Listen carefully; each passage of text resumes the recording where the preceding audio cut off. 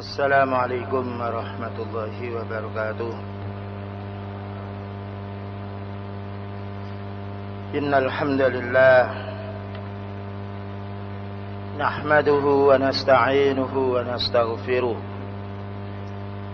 ونعوذ بالله من شرور أنفسنا وسيئات أعمالنا من يهده الله فلا مضل له ومن يضلل فلا هادي له أشهد أن لا إله إلا الله وحده لا شريك له وأشهد أن محمدا عبده ورسوله أما بعد. Ayyuhal ikhwan azani wa azakumullah.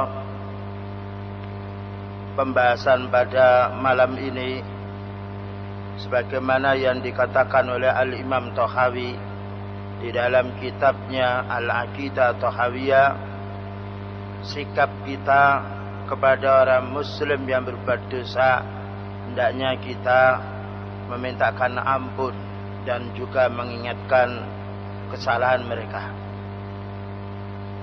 Jadi kita menghadapi orang muslim yang berbuat dosa, kita memohonkan ampun kepada Allah Ta'ala agar mereka diampuni dan berhenti dari dosanya. Dan juga kita khawatir dengan berlanjutnya mereka berbuat dosa, mereka akan masuk di dalam siksaannya. Berkata Imam Tahawi, wa nastaghfiru limusiihim, dan kita Ahlussunnah memintakan ampun atas kesalahan orang-orang muslim yang bersalah.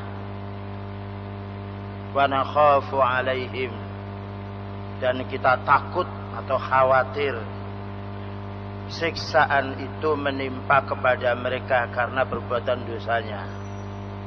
Tetapi wala nuqannituhum, dan kita tidak boleh membuat putus asa mereka.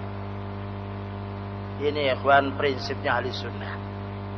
Betul-betul dirasakan nikmat oleh orang yang mempunyai ilmu, bahwa orang muslim yang berbuat dosa kita hendaknya berusaha memintakan ampun. Ya Allah, ampuni dosa mereka. Yang nomor dua, kita takut atau khawatir orang berbuat dosa ini akan mendapatkan siksaan dari Allah. Karena itu kita mengingatkannya. Yang nomor tiga, kita tidak boleh membuat putus asa mereka. Oh, kamu itu sudah mencuri, berjudi, bagaimana kamu akan masuk surga? Tidak boleh. Tapi upayakan istighfarlah, bertobatlah, sadarlah. Karena sesungguhnya Allah yaitu Maha mengampuni bagi hambanya yang mau bertobat. Berkata Syekh Fauzan hafizahullah, nastaghfiru lil musii li'annahu akhuna. Kenapa kita memintakan ampun dosa saudara-saudara kita yang bersalah? Karena mereka itu saudara kita, termasuk para penguasa kaum muslimin. Ya, mereka muslim, kita mintakan ampun. Karena mereka saudara kita, walaupun banyak dosanya, dan kita pun juga banyak dosa. Siapa orang mengaku dirinya dia bersih dari dosa, dan kita juga suatu saat jatuh kepada perbuatan syirik. Wa nad'u lahu bit-taubati wat-taufiq, dan kita seru dia ini agar bertobat dan juga kembali kepada yang benar. Nad'u lahu bit-taubati, kita memohon kepada Allah mudah-mudahan orang ini diterima tobatnya dan juga mendapatkan hidayah. Wa in kana mudanniban, walaupun orang itu dia berbuat dosa. Karena manusia tidak ada yang bersih dari perbuatan dosa kecuali Rasulullah sallallahu alaihi wasallam. Wa hadza haqqul iman alaina, inilah hak yaitu iman bagi kita, mana kita wajib mengimani bahwa orang muslim yang sekalipun dia berbuat dosa selain syirik, dia tetap mukmin, tetap muslim walaupun nilai imannya kurang. Oleh karena itu Allah Ta'ala menjelaskan, wastaghfir li dzambika walil mu'minina wal mu'minat, dan mintalah ampun kamu wahai Nabi atas dosamu dan juga dosa orang-orang yang beriman, laki-laki dan wanita yang beriman. Jadi Rasulullah sallallahu alaihi wasallam diperintah oleh Allah taala agar dia istighfar atas dosanya, dan juga supaya memintakan ampun dosa umatnya yang masih beriman, dengan syarat apabila mereka melakukan dosa ini bukan syirik. Apabila mereka melakukan dosa syirik, maka kita memohon kepada Allah, ya Allah, tunjukkan dia ke jalan yang benar. Ya. Tetapi apabila mereka telah meninggal dunia dalam keadaan syirik, bukan lagi orang yang beriman, maka putuslah hubungan kita, tidak mendoakan mereka lagi, karena mereka bukan ahli kiblat, karena mereka bukan orang Islam. Wala nuqannitul mudriba min rahmatillahi, dan kita tidak boleh membuat putus asa orang berbuat dosa ini dari rahmat Allah. Kama taquluhul khawarij wal mu'tazilah, sebagaimana yang dilakukan oleh kelompok khawarij dan juga mu'tazilah. Orang khawarij dan mu'tazilah menganggap kalau orang muslim ini sudah melakukan dosa besar walaupun bukan syirik, neraka tempatnya. Tidak ada istilah diampuni oleh Allah dosa besar selain syirik itu. Padahal Allah mengatakan wa yaghfiru ma duna dzalika liman yasha. Tetapi Allah mengampuni dosa selain syirik itu apabila Allah menghendaki, dan apabila tidak menghendakinya ya disiksa dulu kemudian dimasukkan di dalam surganya. Bal huwa mu'ridun lil wa'idi wa taqtal masyiati wa in taba taballahu alaihi azza wa jalla. Memang orang muslim yang melakukan dosa besar ini berarti dia itu mendekatkan dirinya ke neraka, dan juga itu dibawa kehendak Allah taala. Tetapi apabila dia tobat, maka Allah akan menerima tobatnya, atau dia itu lupa, maka Allah akan mengampuninya insyaallah. Karena orang lupa berarti bukan dengan kesengajaannya. Kemudian juga Allah Subhanahu wa taala berfirman, la yai'asu min rauhillah illal qaumul kafirun. Tidaklah orang yang putus asa dari rahmat Allah melainkan orang itu kafir. Jadi orang yang putus asa dari rahmat Allah, mereka kafir. Orang yang membuat putus asa orang lain dari rahmat Allah pun kafir. Karena Allah menjelaskan wala yai'asu min rauhillah illal qaumul kafirun. Tidak ada orang yang putus asa dari rahmat Allah kecuali mereka itu orang kafir. Karena itu jangan membuat orang putus asa, tetapi upayakan orang itu tetap berharap. Namun berharap bukan hanya berharap, tetapi berharap disertai dengan usaha. Demikian juga orang bukan hanya takut siksaan Allah, tapi orang yang takut siksaan Allah, dia harus berusaha untuk menjauhi larangannya. Wa may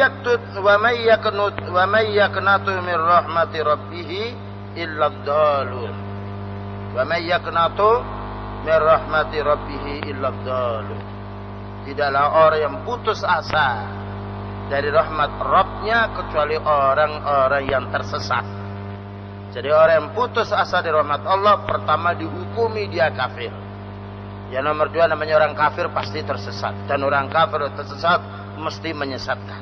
Tidak sedikit orang awam kaum muslimin tersesat karena orang kafir. Ya ibadiyalladzina asrafu ala anfusihim la taqnatu min rahmatillah. Ini ayat yang nomor 3. Wahai hambaku, yaitu orang-orang yang melampaui batas di dalam berbuat dosa. Maknanya keterlaluan dia berbuat dosa. Maka Allah mengatakan kamu jangan putus asa dari rahmat Allah. Karena Allah mempunyai nama Ar-Rahman dan mempunyai nama Ar-Rahim. Gimana?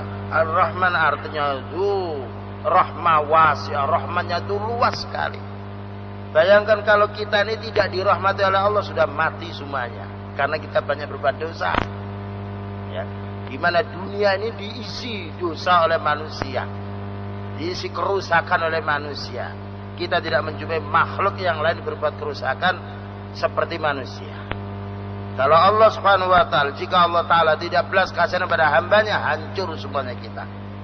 Tetapi karena belas kasihan Allah taala, ditunda manusia ini barangkali ada baiknya untuk masa depannya kalau mereka mau bertobat. Wal wa'idiyatul ladzina hum al khawarij wa man sara fi rikabihim humul ladzina yuqannituna an-nasa min rahmatillah. Sedangkan kelompok-kelompok wa'idiyah, yaitu orang khawarij dan orang yang sejalan dengan pendapat mereka ini, mereka itu membuat putus asa dari rahmat Allah. Karena apa? Kalau orang sudah pernah mencuri, neraka selamanya. Berarti dia tidak mau sholat, karena sudah divonis neraka dia. Orang yang pernah berbuat berzina atau berjudi, kan itu dosa besar. Kemudian divonis kamu masuk neraka, berarti orang itu sudah tidak ada harapan lagi untuk beramal soleh, karena dinyatakan neraka dia. Kalau neraka berarti dia tetap untuk beramal jahat, karena amal jahat itu tempatnya di neraka. Tapi orang mukmin tidak.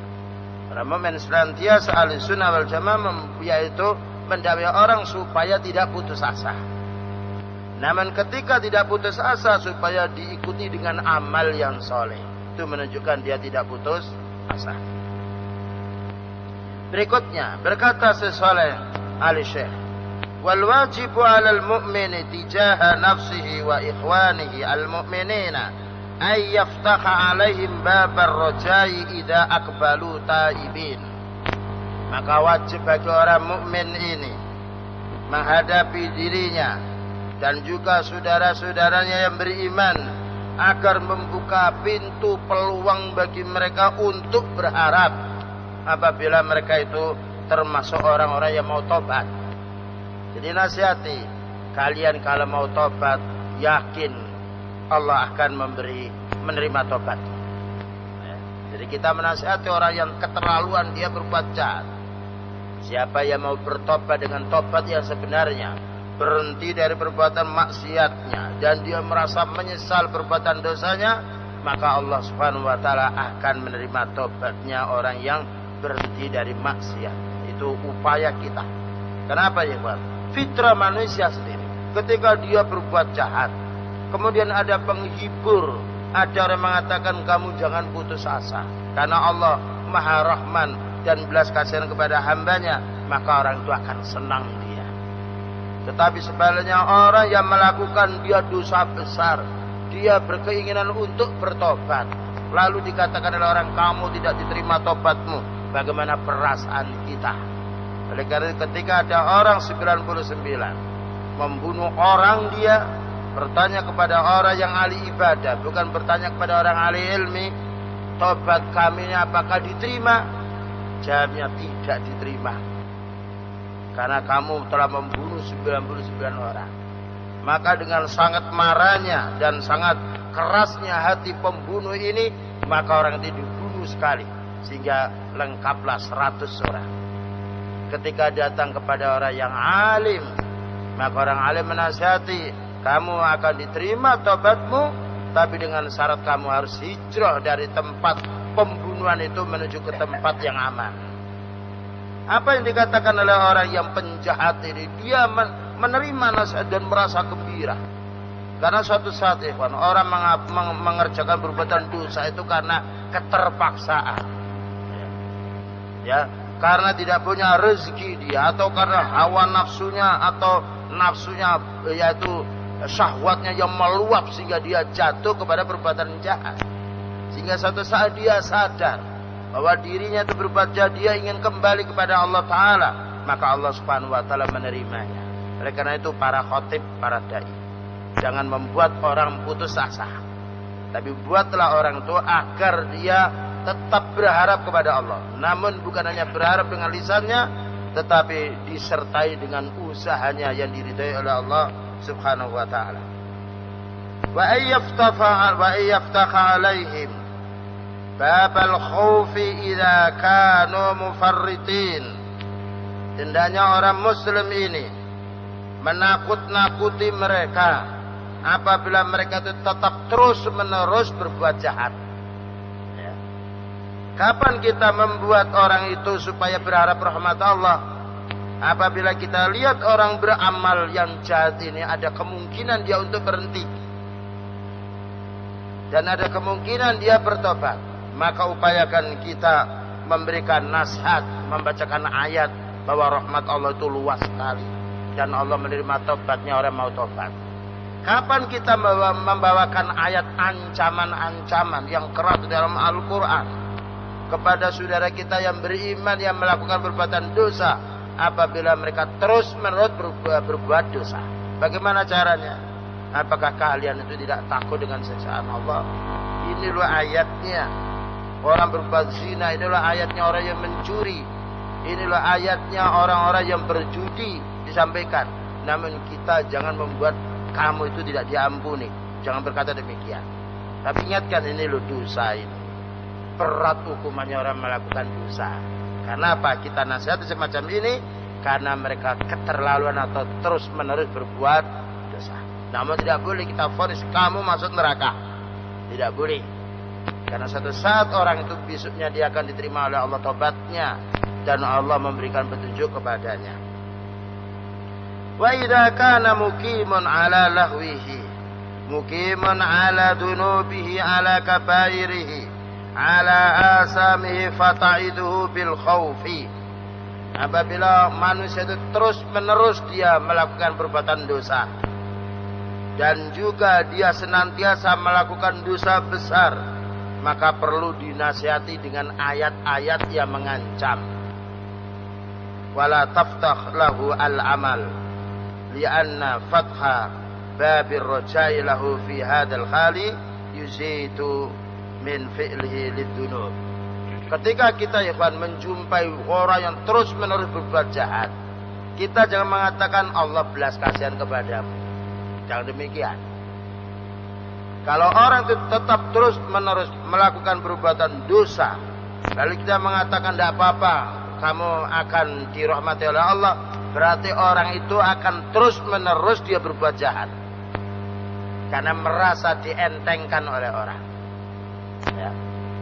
Namun kita menjumpai orang yang terus menerus melakukan jahat, kita nasihati. Pertama dengan lembut, kalau duanya kita masih terus demikian, kita hendaknya membacakan ayat-ayat ancaman. Apakah kamu tidak takut peristiwa-peristiwa orang yang dahulu yang dihukum oleh Allah karena keterlaluan dan terus menerus berbuat jahat? Itu nasihat. Kita tidak mengklaim dia memvonis dia masuk neraka, tidak. Tetapi kita membacakan ayat-ayat yang mengandung peringatan keras bagi mereka. Tapi kalau kita melihat ada orang yang berbuat jahat, dia datang kepada kita, saya ini perbuatan dosa saya itu banyak sekali, bagaimana saya ini bisakah diterima oleh Allah tobatnya? Maka kita hendaknya memberikan, yaitu mentasjik, memberikan dorongan kepada mereka supaya mereka berharap ridhonya Allah, berharap rahmatnya. Nah, demikian caranya ahli sunnah, yaitu ketika menghadapi orang muslim yang melakukan perbuatan dosa. Kemudian juga berikutnya ya Pak, berkata sesuai ahli syekh, fa inna allaha wa'ata man amila salihan bi ayyudkhilahu al-jannata jazaan bima amila kama qala ta'ala jazaan bima kanu ya'malun wa tilkal jannatul lati uristumuha bima kuntum ta'malun, sebagaimana disebutkan di dalam surat Az-Zukhruf ayat nomor 72, yang sebelumnya surat As-Sajdah ayat nomor 17. Artinya demikian, Allah Subhanahu wa taala menjanjikan bagi orang yang beramal soleh itu akan masuk surga sebagai balasan disebabkan amalnya, bukan sebagai imbalan, tapi sebab. Karena Allah mengatakan jazaan bima kanu ya'malun, ini adalah yaitu imbalan atau pahala bagi balasan bagi orang yang mau mengerjakannya. Dan surga itu kamu warisinya disebabkan kamu beramal. Jadi gini ya Pak, kalau kita ini dimasukkan oleh Allah dalam surga sesuai dengan amal kita merupakan imbalan, maka tidak bisa kita masuk surga. Karena apa? Amalan umur kita pendek. Yang nomor dua, amalan jahat kita lebih banyak daripada amal baiknya. Taruhlah kita mulai lahir sampai meninggal dunia itu beramal soleh terus, tidak berbuat maksiat, barangkali tidak ada manusia semacam ini. taruhlah itu ada, itu pun belum bisa menjamin orang itu masuk surga selamanya, yaitu karena imbalannya amal. Karena apa? Surga itu khalidina fiha, kekal di dalamnya selamanya. Sedangkan manusia umurnya hanya 60 tahun, 70 tahun. Bagaimana 70 tahun mau menjangkau khalidina fiha, kekal selamanya? Makanya yang benar bahwasanya orang masuk surga ini sebab amalnya, bukan karena balasan yang setimpal. Nah, kalau orang Khawarij tidak. Orang Khawarij dia mengatakan orang itu masuk surga dengan amalannya yang setimpal. Kalau Ahlussunnah wal Jamaah tidak. Orang itu masuk surga karena rahmat Allah yang banyak kepada orang itu, bukan karena amalan yang seimbang, yang setimpal, sehingga dia mendapatkan surga. Karena satu saat demikian, ada orang 60 tahun dia menjadi kafir, lalu masuk Islam satu hari dia kemudian meninggal dunia. Bukankah dia dijamin di dalam masuk surga karena keislamannya dia? Apakah amal satu hari apakah amal yaitu satu hari balasannya menyamai dengan surga? Tentunya tidak. Tapi disebabkan amal. Nah, sebab amal itu ada kalanya sebab amal itu sedikit, ada kalanya sebab amal itu banyak. Namun amal yang banyak pun bukan berarti untuk bisa mengimbangi mendapatkan surga. Tanpa rahmat Allah kita tidak akan mendapatkan surga. Karena itu Rasulullah sallallahu alaihi wasallam Rasulullah sallallahu alaihi wasallam bersabda, "La yudkhila ahadan minkum al-jannata amaluhu." Tidaklah salah seorang pun dari kamu ini amalnya yang bisa masukkan surga. Maknanya amalan itu sendiri dengan amal saja tanpa rahmat Allah Ta'ala tidak mungkin orang itu masuk surga. Baik. Lalu para sahabat menanya, "Wala anta ya Rasulullah, apakah engkau juga wahai Nabi tidak masuk surga karena imbalan yang setara dari amalmu itu?" Jawabnya beliau, "Wala ana illa ayyataghammadani Allahu bi rahmatin minhu wa fadla." Saya pun juga tidak bisa masuk surga dengan imbalan amal atau dengan ukuran amal saya, akan tetapi karena Allah merahmati saya dan Allah memberikan karunia kepada saya. Oleh karena itu ya ikhwan, surga ini oleh Allah Subhanahu wa taala diberikan bagi orang yang beriman. Diberikan bagi orang yang meninggal dunia dalam keadaan tauhid. Baik amal orang itu banyak atau amal orang itu sedikit. Amal orang itu banyak karena memang mulai awalnya dia beramal. Amal orang itu sedikit karena dia baru saja sadar ketika berbuat syirik, tidak mengerti. Setelah dia sadar baru dia berbuat tauhid. Padahal umurnya selama hidupnya dia berbuat syirik. Namun setelah tua dia, setelah berumur 50 tahun dia baru berbuat tauhid, baru mengamalkan tauhid. Ini kalau diukur untuk mengejar surga tidak mendapatkannya. Ya. Tetapi karena rahmat Allah dan sebab amal. Jadi orang masuk surga karena sebab amalnya, sedikit atau banyak. Bukan karena imbalan yang setimpal sehingga orang itu dimasukkan di dalam surga. Dijelaskan di sini. Faidan ahlus sunnati wal jamaati yaquluna inna dukhula alil jannati lil jannati bisababil a'malis salihah. Maka ahli sunnah wal jamaah berkata bahwasanya orang itu masuk di dalam surga karena sebab amalnya yang baik, karena ikhlasnya, bukan karena muqabalah imbal balik. Kalau imbal balik maksudnya umurnya orang 80 tahun, kalau dia mulai awal tauhid terus berarti masuk surganya 80 tahun, itu namanya imbal balik. Ya. Tetapi karena sebab amal, walaupun amal itu sedikit karena orang itu tidak sama. Orang yang alim lain amalnya dengan orang awam. Orang yang berumur sedikit dia umurnya pendek lain dengan amalnya dengan orang yang panjang umurnya dia. Kalau sama-sama berbuat soleh. Oleh karena itu ya kawan, kita upayakan jangan sampai kita putus asa dari rahmat Allah. Dan jangan membuat putus asa orang lain dari rahmat Allah. Namun bukan berarti kita bergembira tidak takut dengan siksaan, bukan. Oleh karena itu ar-raja berharap rahmat Allah ini harus disertai takut. Rasa khauf. Kalau berharap saja tidak didasari dengan rasa takut, bukanlah berharap yang syar'i. Seperti berharapnya orang murji'ah. Hanya berharap saja dia, kalau sudah orang membaca la ilaha illallah wa anna muhammadar rasulullah pasti masuk surga, sehingga dia tidak sholat berjamaah, sehingga tidak berpuasa, sehingga dia berbuat jahat. Ini hanya harap. Demikian juga kelompok yang lain. Orang itu melebihkan rasa khawatirnya, rasa takutnya, sehingga hilang rasa berharapnya, yaitu kelompok Khawarij.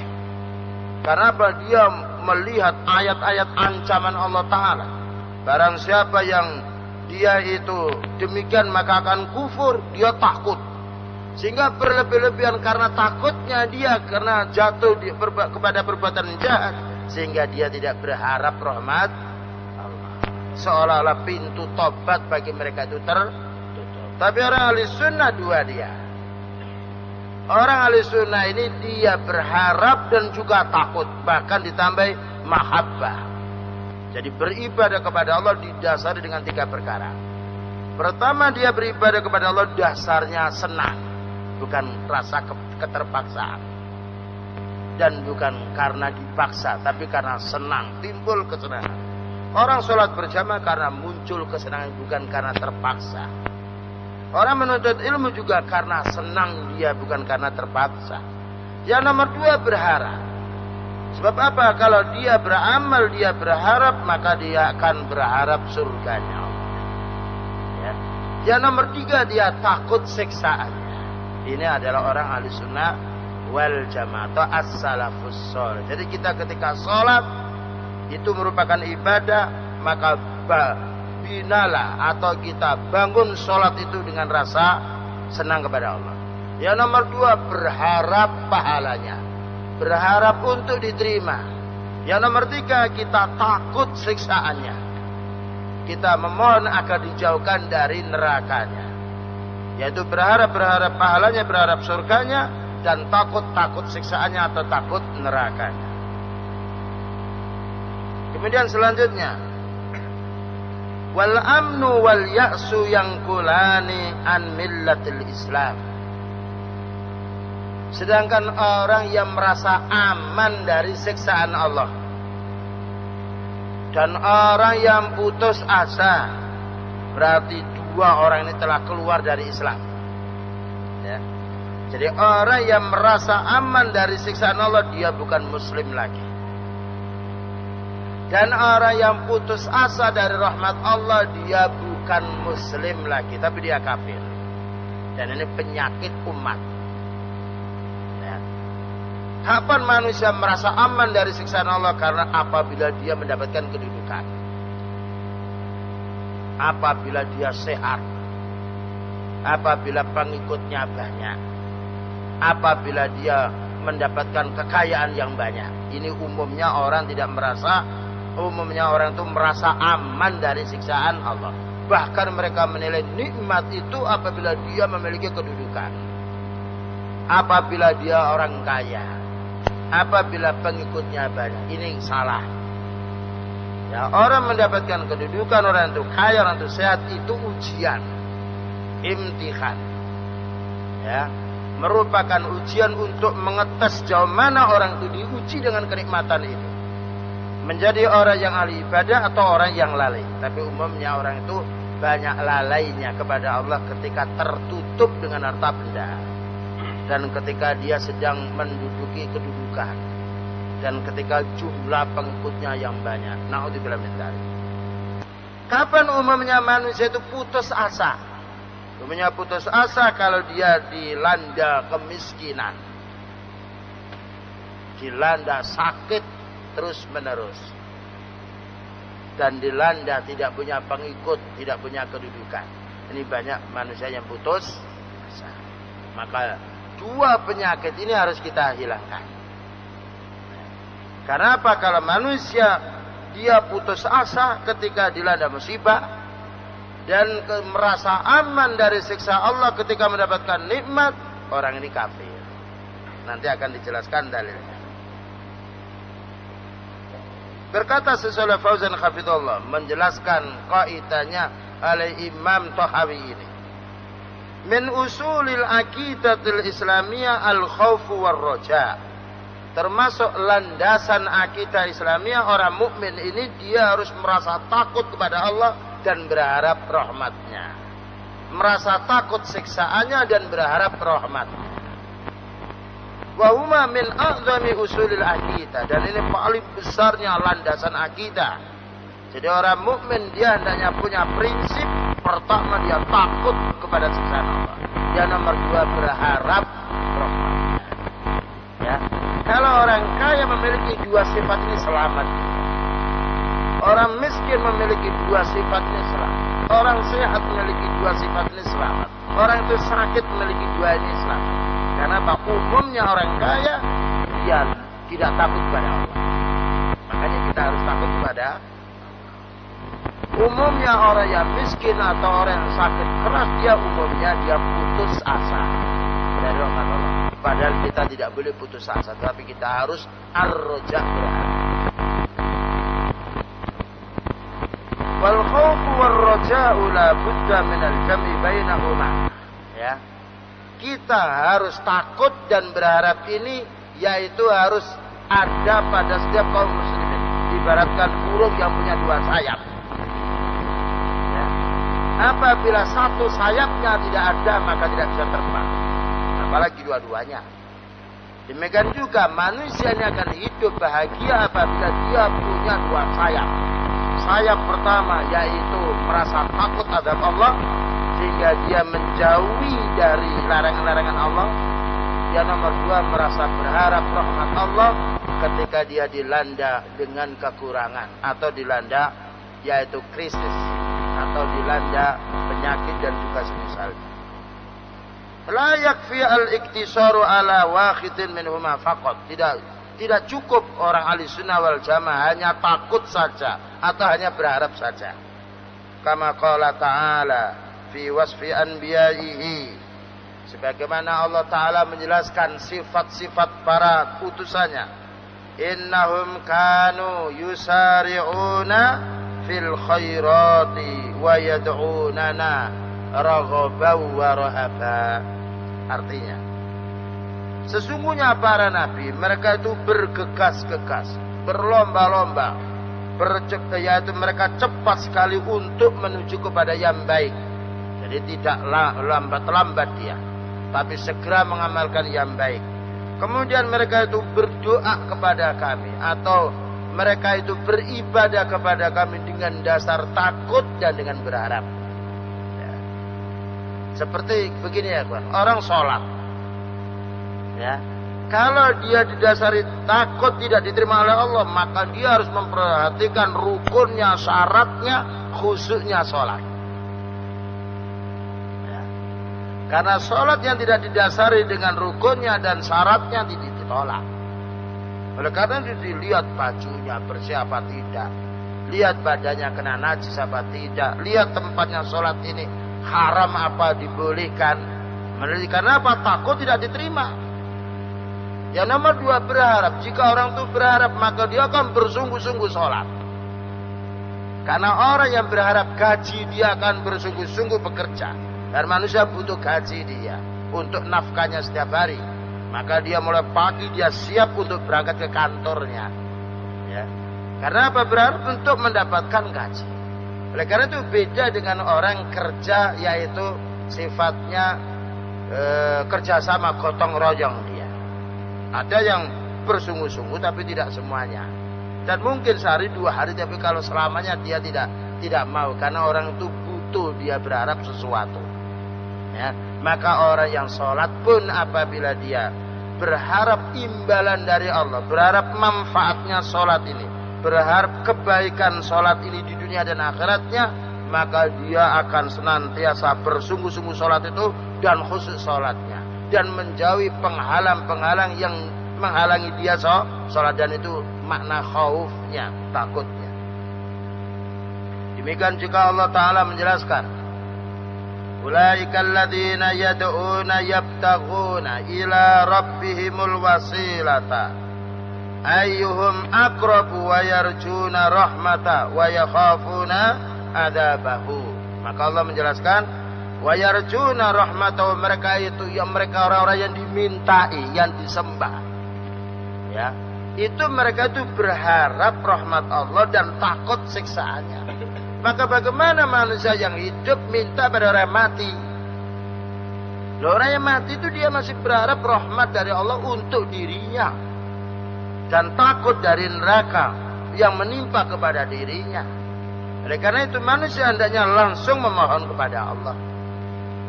Itu menunjukkan orang yang langsung memohon kepada Allah menunjukkan butuhnya dia. Tapi kalau orang itu menyuruh orang lain, itu kayaknya dia tidak butuh kepada Allah. Ya. Dan salah apabila kita punya prinsip, apakah kita yang banyak dosanya ini akan diterima doanya oleh Allah? Jawabnya gampang. Apakah kita orang yang banyak dosanya ini tidak mendapatkan rahmat dari Allah? Kita yang banyak dosa ini masih mendapatkan rahmat oleh Allah, masih bisa menghirup udara yang segar, dan masih juga sehat badan kita. Jangan sampai orang itu merasa dosanya banyak, kemudian mencari-cari orang tidak punya dosa untuk memintakan hajat dia kepada Allah Ta'ala. Ini salah. Orang itu harus tawadhu, dia tunduk diri kepada Allah dan mohon langsung kepada Allah. Itu menunjukkan dia butuhnya. Makanya orang yang sholat dia selalu berdoa, maka dia sendiri yang berdoa, tidak menyuruh orang mati untuk mendoakan kita. Dan kita sholat tidak mewakilkan orang yang alim agar sholat kita membayar duit, tidak. Kita berpuasa tidak memerintahkan orang alim untuk berpuasa. Bukankah puasa bagian daripada doa, daripada ibadah? Jadi orang ya ikhwan, hendaknya berharap rahmatnya Allah Ta'ala, dan hendaknya takut apabila tidak diterima amalnya oleh Allah Ta'ala. Kemudian juga disebutkan di dalam surat Az-Zumar ayat nomor 9, amman huwa qanitun ana al-laili sajidan wa qa'ima yakhdharul akhirata wa yarju rahmata rabbi. Surat Az-Zumar nomor 9. Apakah sama orang-orang yang dia itu beribadah pada malam hari dalam keadaan sujud dan berdiri, maknanya bangun malam sholat, bukan bangun malam nonton sepak bola atau tinju atau yang lain, tidak. Bangun malam dia sajidan wa qa'imah, sujud dan berdiri, maknanya sholat. Yakhdharul akhirata, orang itu takut siksaan Allah di akhirat. Oleh karena itu malam hari dia bangun beristighfar atas dosanya yang dilakukan pada siang. Dan orang itu bangun malam menunjukkan ikhlasnya, karena orang rata-rata tidur, dan menunjukkan tenang jiwanya, karena umumnya pada malam hari apalagi mendekati subuh, maka itu waktu yang tenang dia. Orang pun apabila bepergian malam hari, dia lebih cepat daripada siang. Jadi orang yang bangun malam, dia mau sholat tahajud atau mau sholat witir, itu menunjukkan baik hatinya. Dia berharap rahmat Allah dan takut siksaannya. Oleh karena itu dijelaskan di sini, wa yarju rahmata rabbi. Dia berharap rahmatnya Allah Ta'ala. Di samping dia takut yakhdharul akhirata, takut siksaannya, tetapi berharap rahmatnya. Takut dimasukkan di dalam neraka, tapi berharap untuk dimasukkan di dalam surganya. Wala budda ma'ahuma minal mahabbati lillah. Dan hendaknya orang yang ketika beribadah disertai dengan takut dan berharap ini, hendaknya pula dibarengi dengan rasa senang, rasa mahabbah. Fala budda min hadhil umuri salasa. Maka orang beribadah apapun dia, entah itu ibadah maliyah, harta, atau ibadah jasadiyah yang berupa amal, maka hendaknya diliputi dengan 3 perkara minimalnya. Pertama, mahabbatun lillah, beribadah karena senang kepada Allah. Yang nomor dua, wal khaufu minhu subhanahu wa ta'ala, takut azabnya Allah Ta'ala. Yang nomor tiga, warroja'u li fadlihi, dan berharap yaitu fadilahnya. Kemudian dijelaskan oleh Syekh Shalih Fauzan, faman iktasara 'alal mahabbati faqat fahuwa sufi. Barang siapa yang beribadah dasarnya hanya senang, itu orang tasawuf, orang sufi. Hanya orang sufi itu aneh-aneh dia. Kadang-kadang kalau mau sholat terus dia. Kalau mau berlibur berapa bulan juga tidak sholat. Kata kemari haji, apa katanya, saya saja baru datang dari Mekah. Padahal dia bukan haji. Disuruh sholat saat tadi sudah sholat di Masjidil Haram. Dengan perasaannya, naudzubillah min dzalik. Fasufiyatu ya'buduna Allah azza wa jalla bil mahabbah. Maka orang sufi itu beribadah kepada Allah azza wa jalla dengan rasa senang saja. Artinya kalau datang senangnya mau beribadah. Kalau tidak datang senangnya ya tidak beribadah, wong dasarnya senang. Jadi kalau puasa itu membuat dirinya rugi, enggak senang ya enggak berpuasa. Karena apa? Dia tidak takut siksaan Allah. Yang penting ibadah itu dasarnya senang. Nah, kalau senang dikerjakan, kalau tidak ya tidak dikerjakan. Ini adalah akidahnya orang sufi yang tersesat. Wala yakhafuna wala yarjun. Orang sufi itu tidak takut dengan siksaan Allah dan tidak pernah berharap surganya.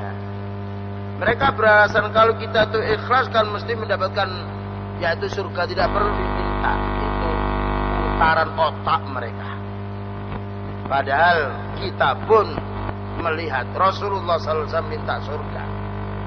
Beliau bagaimana kita tidak minta surga sebagai umatnya?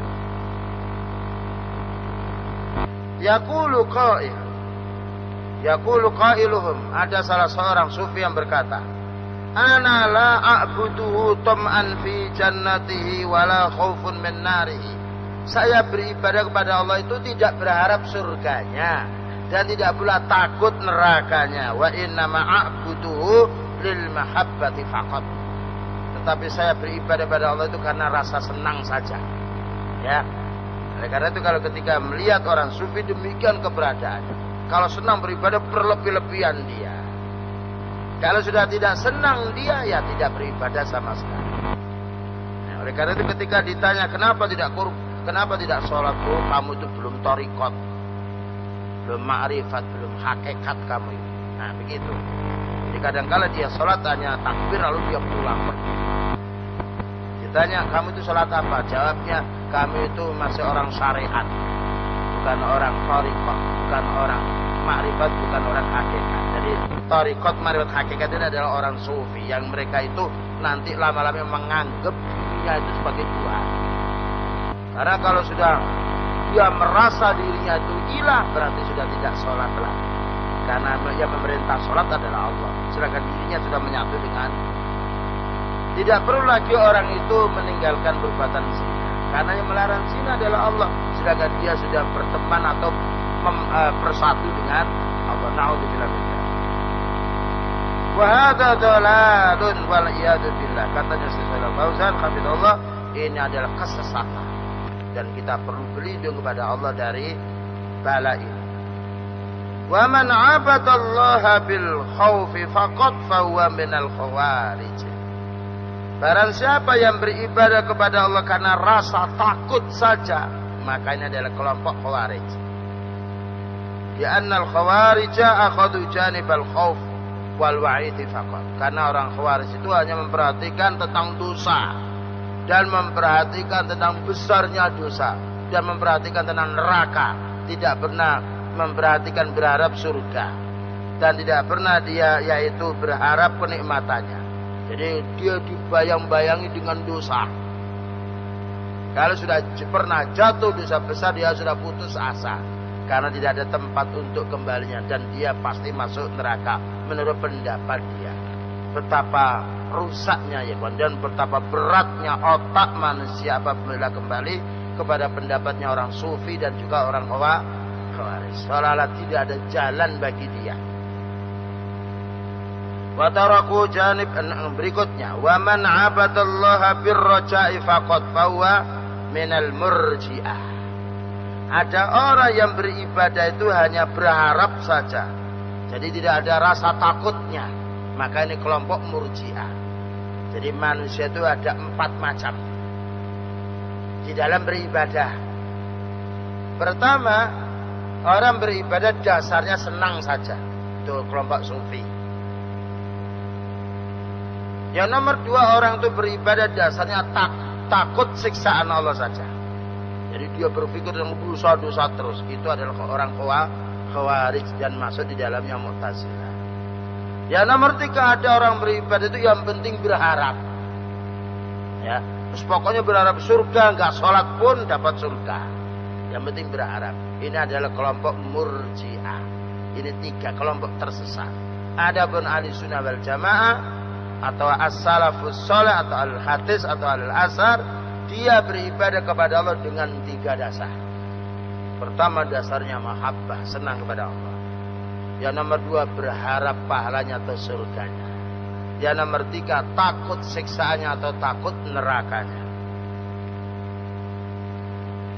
Oleh karena itu dijelaskan di sini, summa innal khawfa la yakunu ma'ahu qanutun wa in kana ma'ahu qanutun min rahmatillahi sara kufran.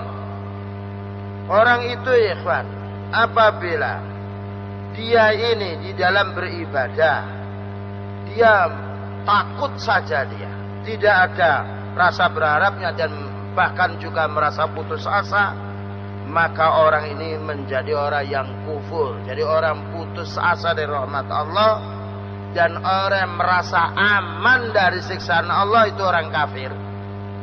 Sebagaimana Allah menjelaskan di dalam surat Yusuf ayat nomor 87. La yai'asu mir rauhillahi illal qaumul kafirun. Tidaklah putus asa dari rahmat Allah melainkan orang itu kafir. Jadi kelompok khawarij dia kafir. Tapi kalau perorangannya kita tidak boleh mengkafirkan. Ya. Karena orang khawarij dia berpendapat hanya dari satu sisi. Ya, dia hanya takut tapi tidak punya harapan sama sekali. Tidak berharap kepada Allah Ta'ala. Dan dia hanya dilanda dengan rasa takut. Jadi orang yang putus asa dari rahmat Allah dikatakan kafir Allah Ta'ala. Qala al-Khalil alaihi salatu wassalam. Berkata Al-Khalil alaihi salatu wassalam, wa may yaknatu min rahmati rabbih illa dhallun. Dan tidaklah orang yang putus asa dari rahmatnya melainkan orang-orang yang tersesat. Fakadzalika ar-raja' la yakunu raja'un ma'al amni min makrillahi wa atamil khawfi. Wa hadha madhhabul murji'ah. Demikian juga orang yang berharap saja. Dan mereka itu merasa aman dari siksaan Allah, tidak takut pada Allah. Jadi dia hanya berharap saja, merasa aman dari siksaan Allah dan tidak ada rasa takutnya, maka orang ini dinamakan tersesat. Karena tersesat itu ada kalanya orang kafir dia. Dengan dasar ayat afa aminu makrallah fala ya'manu makrallahi illal qaumul khasirun. Apakah mereka itu merasa aman dari siksaan Allah, makar Allah, dari siksaannya? Maka tidaklah orang yang merasa aman dari makar Allah atau siksaan Allah Ta'ala melainkan orang-orang yang rugi. Farrajau faqat kufrun, maka orang berharap rahmat saja kafir dia. Wal khawfu dunar rajai kufrun, orang yang takut tidak didasari dengan rasa berharap maka kafir pula dia. Walidzalika qala al-musannif yang kulana an millatil millah. Oleh karena itu dikatakan orang ini telah pindah dari agamanya Allah Subhanahu wa taala. Dan dikatakan pula oleh ulama salaf, maka khauf, rasa takut dan rasa berharap ini bagikan burung yang punya 2 sayap. Kajani hai at-ta'ir wa janakhat ta'ir mu'tadilan. Dan sayap burung itu seimbang seimbang dia. Jadi seimbang rasa takutnya kalau kita orang muslim dan seimbang rasa berharapnya. Oleh karena itu kalau burung walaupun dia punya sayap dipotong sebagian tidak bisa terbang dia. Demikian juga pesawat yang dia punya sayap dia. Jadi kalau dia putaran dia itu tidak seimbang, dia akan mereng bahkan juga akan jatuh pula. Demikian juga manusia ketika beribadah kepada Allah hendaknya didasari keseimbangan antara rasa takut atas siksaan Allah dan berharap rahmat. Inilah ya ikhwan yang dapat disampaikan beberapa hal tentang pentingnya kita memahami mahabbah dan juga khauf dan juga berharap, dan mudah-mudahan dengan keterangan yang singkat ini Allah Subhanahu wa taala memberikan taufik dan hidayah kepada kita semuanya. Wassallallahu ala nabiyyina Muhammadin wa ala alihi washabihi wasallam. Subhanakallahumma wa bihamdika asyhadu an la ilaha illa anta astaghfiruka wa atubu ilaik. Wassalamu alaikum warahmatullahi wabarakatuh.